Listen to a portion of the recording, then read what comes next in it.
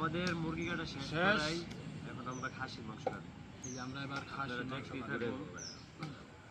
এবার আমরা খাসির মাংস কাটতেছি। আমাদের মুরগির মাংস কাটা শেষ, এবার আমরা খাসির মাংস কাটবো। সুন্দর করে পিস পিস করে নেব।